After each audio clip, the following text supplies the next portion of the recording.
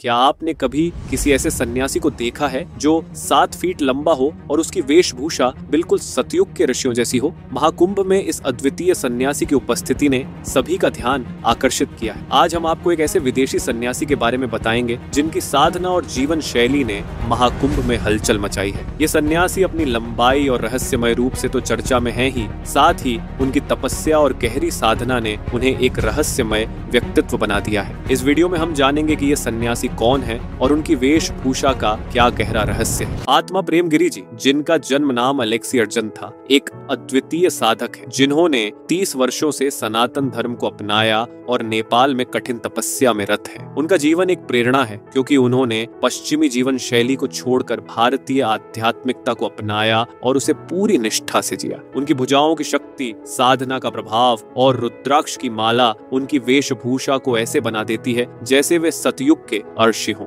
उनकी उपस्थिति में एक अद्वितीय आभा है जो किसी साधारण व्यक्ति से कहीं अधिक दिव्य प्रतीत होती है। उनका जीवन और साधना ये सिद्ध करते हैं कि असली शक्ति और शांति केवल भीतर से आती है और यह दिखाता है कि आज भी ऐसे लोग हैं जो सत्य और धर्म की राह पर चल रहे हैं।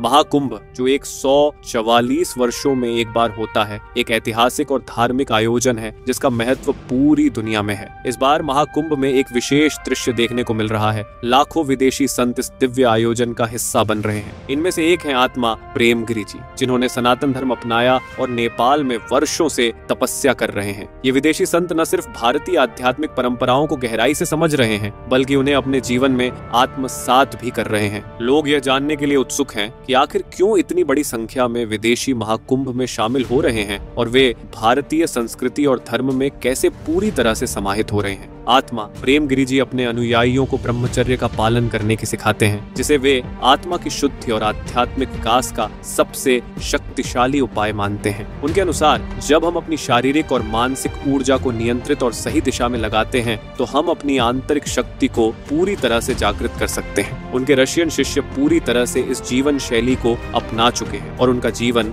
तपस्या, साधना और ध्यान में समर्पित है। अब सवाल ये है, क्या आप मानते हैं कि ब्रह्मचर्य के पालन से कोई व्यक्ति अपनी आध्यात्मिक यात्रा में और गहराई पा सकता है? हमें कमेंट्स में अपनी राय जरूर बताएं और इस विषय पर आपके विचारों को साझा करें। आत्मा प्रेम गिरि जी पायलट बाबा के परम शिष्य हैं और उनका आध्यात्मिक मार्गदर्शन पूरी तरह से पायलट बाबा की शिक्षाओं पर आधारित है। पायलट बाबा ने उन्हें कई चमत्कारी घटनाओं का अनुभव कराया जिन्होंने उनकी साधना को और गहरा किया। बाबा की दी गई शिक्षा, ध्यान, साधना और ब्रह्मचर्य के पालन के बारे में आज भी आत्मा प्रेम गिरि जी के जीवन का मूल मंत्र है। पायलट बाबा ने उन्हें सिखाया कि आत्मिक शांति और अडिग विश्वास से ही हम अपनी आत्मा को उच्चतम स्तर तक पहुंचा सकते हैं। पायलट बाबा के ज्ञान को फैलाने के लिए आत्मा प्रेम गिरि जी ने पिछले 30 वर्षों में निरंतर तपस्या की है और उनकी यह यात्रा अब दुनिया भर में एक प्रेरणा बन चुकी है। पायलट बाबा की समाधि एक गहरी आध्यात्मिक यात्रा का प्रतीक, जिसे उन्होंने अपने जीवन के कई वर्षों में कठिन साधना और ध्यान के माध्यम से प्राप्त किया। उनका जीवन पूरी तरह से समर्पण और तपस्या से भरा हुआ था। पायलट बाबा ने अपने शिष्यों को आत्मा की शुद्धि और मानसिक शांति की दिशा में मार्गदर्शन किया। 2024 में उन्होंने अपने भौतिक शरीर का त्याग किया, लेकिन उनका ज्ञान आज भी जीवित है। उनकी शिक्षाएं और दृष्टिकोण अब आत्मा प्रेम गिरि जी जैसे शिष्यों के माध्यम से फैल रही है, जो उनके दिखाए आध्यात्मिक मार्ग पर चलकर उनकी टीचिंग्स को नई पीढ़ी तक पहुंचा रहे हैं। पायलट बाबा की समाधि न केवल एक समाप्ति का प्रतीक, बल्कि यह एक नई शुरुआत को भी दर्शाती है, जहां उनके अद्वितीय ज्ञान और समाधि के अनुभवों से प्रेरित होकर आत्मा प्रेम गिरि जी जैसे संत आज भी दुनिया को आत्मा की सच्चाई और शांति की ओर मार्गदर्शन कर रहे हैं। आत्मा प्रेम गिरि जी ने पायलट बाबा के अद्भुत ज्ञान और आध्यात्मिक सिद्धांतों को फैलाने के लिए 30 वर्षों से तपस्या की है और आज उनकी शिक्षाएं न केवल भारत बल्कि पूरी दुनिया में लोगों के जीवन को रोशन कर रही है। उनका समर्पण यह सिद्ध करता है